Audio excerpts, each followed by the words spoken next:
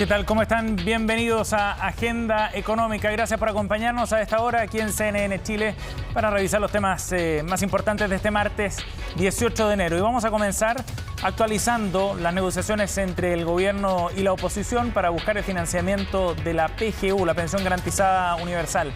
Ha habido avances importantes, dicen los senadores en el Congreso respecto a esta iniciativa, con el compromiso además del gobierno de presentar indicaciones para materializar precisamente esas negociaciones que se han dado entre ambas partes. Todo esto con el compromiso de generar el financiamiento necesario y despachar el proyecto a más tardar la próxima semana. Detalles de las negociaciones en la siguiente nota. Continúa la discusión de la pensión garantizada universal en el Congreso Nacional. Mientras la Comisión de Hacienda revisaba el financiamiento, la de Trabajo discutía en particular la norma. En ambas instancias el gobierno presentó nuevas indicaciones con el objetivo de generar acuerdos. En Hacienda, por ejemplo, se entregaron modificaciones al actual financiamiento de exenciones tributarias. Estos cambios buscan financiar más del 50% del costo total. Con eso vamos a llegar a una recaudación total que es de 0,67% del PIB. Que como decíamos, nosotros estamos claros que el proyecto estaba financiado, pero nosotros entendemos de que era necesario también mostrar flexibilidad de parte del gobierno. Son 6 cambios, entre los que se encuentran un nuevo impuesto a los bienes de lujo, cambios a las patentes mineras y la sobretasa de impuesto territorial. Sin embargo, no dejó a todos contentos. Estamos trabajando con el mayor rigor posible, en el ánimo de que se apruebe el proyecto de previsional, pero con financiamiento serio. Aquí quedó claro en el informe que hoy día entregó el Consejo Fiscal Autónomo que este tipo de proyectos, lo serio es pensar su financiamiento y el gasto que representan a 50 años. Y no como este proyecto que está construido a 4 años. En la Comisión de Trabajo, el Ejecutivo también ingresó indicaciones. Entre ellas se encuentran aumentar el beneficio por pensión de invalidez desde el 60% más vulnerable hasta el 80% y subir a 6 meses el plazo para que una persona pueda recibir el beneficio estando fuera del país. Con esto se espera avanzar. Lo que esperamos es que ambos proyectos puedan estar en la sala del Senado el día lunes y que hagamos una sesión especial y que permita dar certeza a los adultos mayores que están esperando este beneficio que los pagos puedan partir en febrero. Hubo críticas, eso sí, por no incluir a los pensionados por la ley Ballet. Es una odiosa exclusión que el gobierno del presidente Piñera mantiene para las familias que fueron víctimas de la represión de la dictadura, las personas que reciben pensiones o mal llamadas pensiones de reparación. Hemos buscado que las leyes especiales que rigen pensiones, particularmente de reparación, que tienen una naturaleza no solo muy legítima, pero muy distinta, ¿no es cierto?, a las pensiones propiamente tales, no fueran incluidas como algo especial en esta reforma. Pero con esto quiero decir que no es que nos están aumentando las pensiones. La comisión quedó en pausa hasta este miércoles, sin embargo las fechas aún van en línea con lo planteado por el gobierno. Yo tengo la esperanza que el Senado va a aprobar estas leyes esta semana. Tengo la esperanza que pueda ser ley de la República la próxima semana y así poder pagar la pensión garantizada universal en el mes de febrero. Así las cosas, los ojos quedan puestos en las últimas definiciones de las comisiones y en lo que pasará en la sala del Senado, donde se conocerá si las nuevas indicaciones lograron los acuerdos. Bien, vamos a ir a otro tema para hablar de los detalles de los retiros previsionales y los efectos que han ido generando estos 3 mecanismos de retiro de los fondos de ahorro en las AFP. Cerca de 48.000 millones de dólares, estimaban la Asociación de AFP, se han retirado hasta la fecha y eso ha impactado directamente ya en quienes se han recibido o se acogen al sistema de la pensión básica solidaria, la PBS, personas que sin recursos tienen que recurrir a este financiamiento basal desde el Estado. Han subido un 48% los solicitantes en los últimos meses de la mano con los retiros cursados. Detalles en la siguiente nota. Era una de las mayores advertencias de quienes se oponían a los retiros de fondo. Buena parte de los afiliados quedaría sin saldo o con un monto insuficiente en sus cuentas. Y que ese efecto iba a demorarse muchos años en ser revertido y que iba a provocar bajas en las pensiones porque muchas personas no pudieran jubilarse cuando desearan. Y lo advertido se materializó luego de 3 giros a los fondos de AFP. Según cifras de la Superintendencia de Pensiones, al 3 de diciembre de 2021, 452.000 personas de 55 años o más quedaron sin ningún peso en sus cuentas.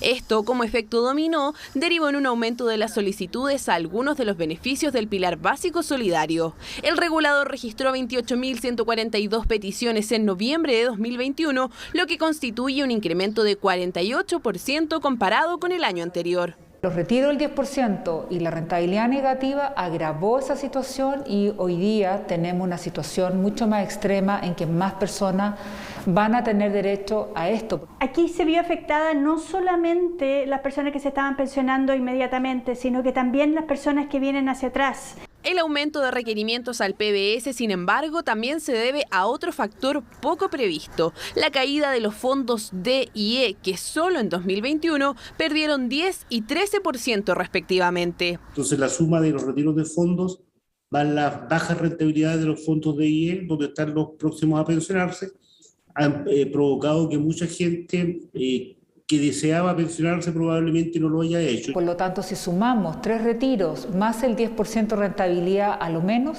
es un 40% menos de ahorro. La cifra de todos modos no alerta a todos los expertos, pues hay quienes aseguran que esos afiliados con Fondo Cero de igual manera iban a ser beneficiarios del Pilar Solidario. Estas personas no por sacar 10, 12 millones o 3 millones de pesos iban a autofinanciar su pensión. Lo único que hizo esto es adelantar su ingreso al Pilar Solidario.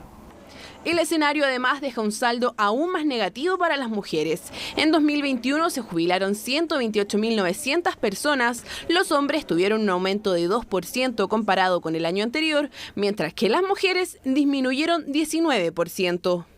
En circunstancias normales, el Estado gasta 1,1% del PIB en el Pilar Solidario. Con la cantidad de personas que quedó con menos fondos o saldo cero, la proyección se eleva al 2%, requiriendo casi 6.000 millones de dólares anuales.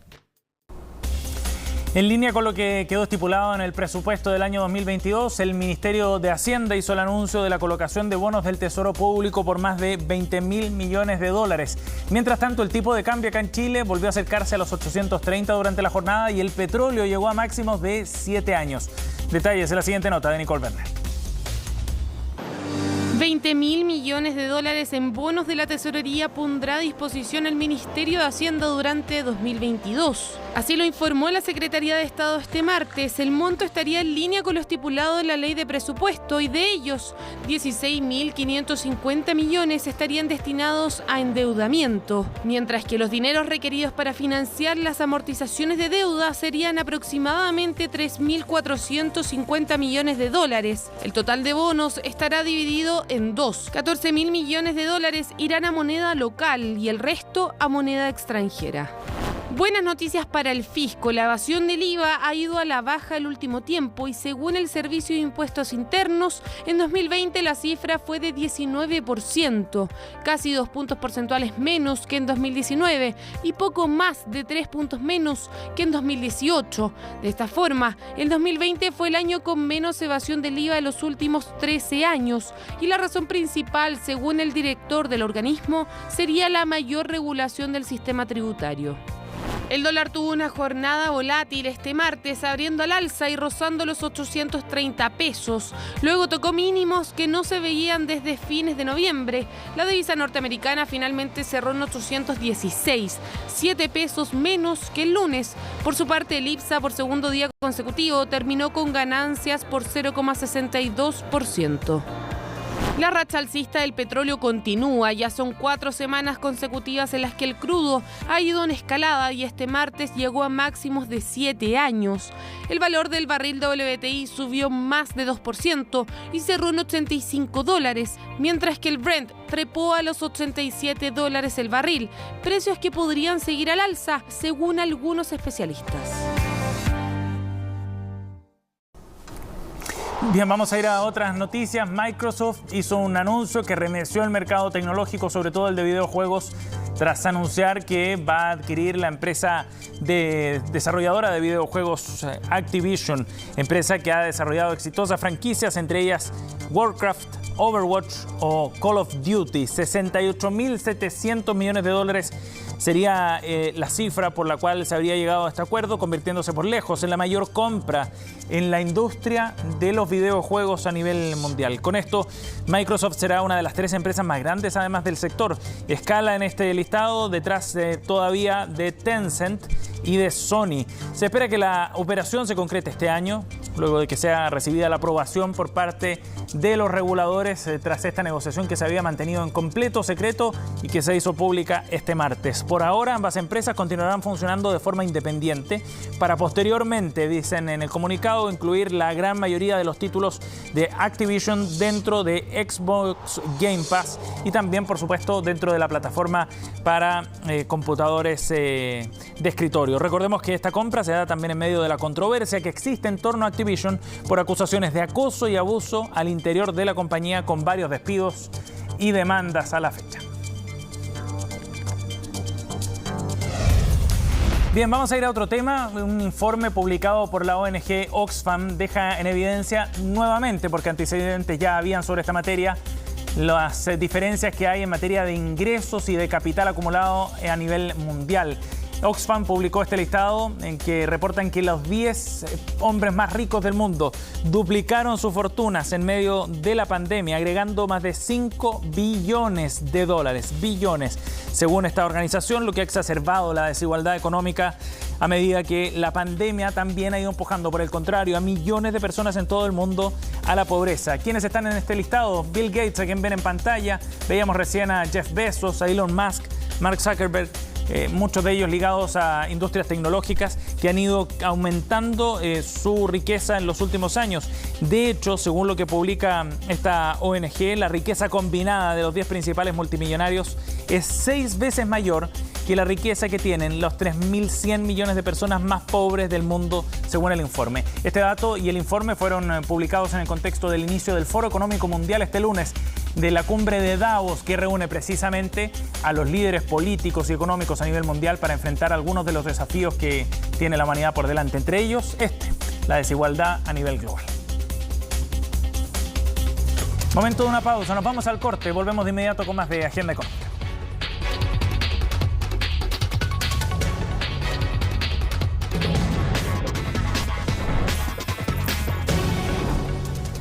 Estamos de vuelta aquí en Agenda Económica y vamos a analizar un tema que se está discutiendo en el Congreso, muy importante porque aborda en definitiva la realidad del mercado laboral en los últimos años y cambios muy fuertes que se han producido de la mano de una serie de plataformas tecnológicas, de aplicaciones móviles que han permitido un boom para la contratación de trabajadores freelance. De hecho, al día de hoy no se consideran trabajadores, sino colaboradores o socios, así lo llaman algunas empresas. Este tema se está discutiendo en el Congreso y uno de los proyectos ha ido avanzando ya, fue despachado de la Cámara de Diputados este lunes. Vamos a conversar el tema, estamos en contacto con el subsecretario del Trabajo, Fernando Arap. Gracias por el contacto, subsecretario, muy amable. Muchas gracias a ti, Sebastián. Subsecretario, bueno, esto aborda las plataformas digitales en términos generales y la relación laboral que hoy día existe, la formaliza de alguna manera. Cuéntenos en términos generales cuál es el espíritu del proyecto y cuál es el cambio fundamental. Sí, efectivamente, Sebastián, este proyecto viene a hacerse cargo de una realidad. Tú lo decías muy bien, hoy día los trabajadores de plataformas digitales se encuentran en su gran mayoría en la absoluta informalidad y en la absoluta precariedad laboral. Hoy día en Chile no son considerados trabajadores y por lo tanto no tienen, por ejemplo, cobertura mínima de seguridad social. ¿Qué es lo que hace este proyecto de ley? Es regularlos, pero los regula de una manera moderna, de una manera innovadora, pero protegiendo siempre sus derechos laborales. Y por tanto el proyecto establece que las personas que se desempeñan en plataformas digitales, en primer lugar, van a ser considerados trabajadores y como trabajadores van a poder ellos elegir, ¿cierto?, si quieren ser trabajadores dependientes, es decir, con un contrato de trabajo, con determinados horarios establecidos, o bien ser trabajadores independientes. Pero en ambos casos se garantizan derechos mínimos. Por ejemplo. Subsecretario, ¿eso significa formalizar la relación y hay una relación de dependencia del trabajador con la empresa? No, no es lo mismo. Esto significa efectivamente formalizar. Por lo tanto, vamos a formalizar la relación, ya sea como dependientes o independientes. Perfecto. Cuando haya una relación de subordinación y dependencia, esa persona va a ser un trabajador dependiente. Perfecto. Cuando esa persona no tenga una relación de subordinación y dependencia, porque, por ejemplo, se conecta a los horarios que quiere, trabaja en varias plataformas al mismo tiempo, esa persona va a ser un trabajador independiente. Pero lo más importante, en ambos casos, sea dependiente o sea independiente, van a tener prácticamente idénticos derechos. Por ejemplo, acceso a seguridad social, cosa que hoy día no tienen. Es decir, van a cotizar para pensiones, van a cotizar para salud, lo que les va a dar acceso a licencia médica que hoy día no existe, van a cotizar para la ley de accidentes del trabajo y enfermedades profesionales. Hoy día, cuando un trabajador de plataforma, Sebastián, tiene un accidente, ¿cierto?, en la calle, no tiene ninguna protección. Claro. No puede ir a una mutualidad, no puede tener un tratamiento médico y por lo tanto van a tener seguridad social. ¿Qué más van a tener? Van a poder sindicalizarse, cosa que hoy día no pueden hacer.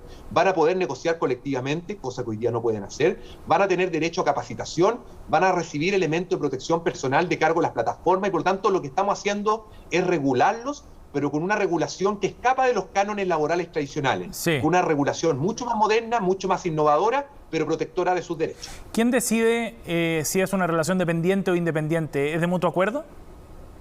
Va a ser de mutuo acuerdo y en definitiva va a ser de acuerdo a lo que la práctica ocurre, ¿cierto? Cuando es un trabajador que lo que quiere es tener un horario fijo y determinado y por lo tanto tener una determinada certeza respecto de su horario de funcionamiento, esa persona se va a contratar como dependiente.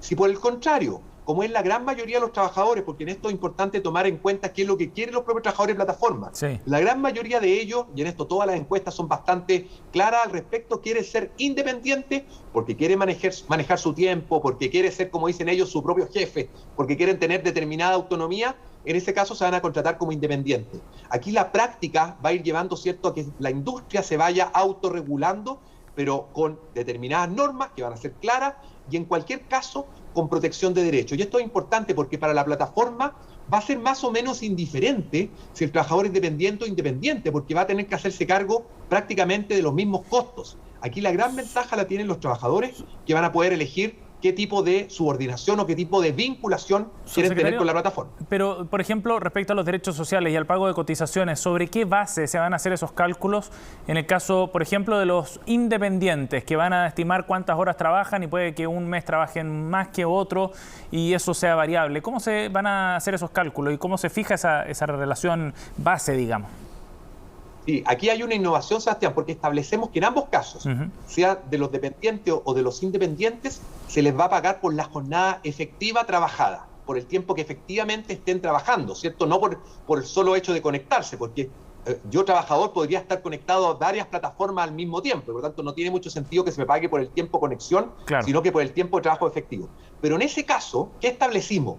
Para compensar los tiempos muertos, ¿cierto? Para compensar los tiempos de espera, esa remuneración, en el caso de los trabajadores dependientes, o ese pago de prestación, en el caso de los trabajadores independientes, se va a calcular sobre el sueldo mínimo, pero con un recargo del 20%. Es decir, esas personas van a recibir un monto mayor por hora trabajada para poder compensar, evidentemente, los tiempos muertos, los tiempos de espera, y sobre ese valor recibido se va, obviamente, a hacer el pago de las leyes sociales. ¿Y qué pasa con las jornadas de trabajo, subsecretario? ¿Habrá algún límite para los trabajadores dependientes? Eso me imagino que se rige por el Código del Trabajo, pero en el caso de los trabajadores independientes, ellos podrían trabajar todo lo que quieran, porque hoy día muchos de ellos hacen el sacrificio para obtener más ingresos de tener jornadas que son extenuantes. A ver, efectivamente, Sebastián, tú lo dices muy cierto. Establecemos límites. Los trabajadores dependientes van a estar por el límite, ¿cierto?, de la jornada máxima ordinaria que existe hoy día en el país, que son 45 horas semanales, pero les damos la posibilidad de organizar su tiempo dentro de esa jornada de acuerdo a sus propias necesidades. Es decir, que ellos organicen la jornada de 45 horas con los límites diarios de acuerdo a su propia disponibilidad.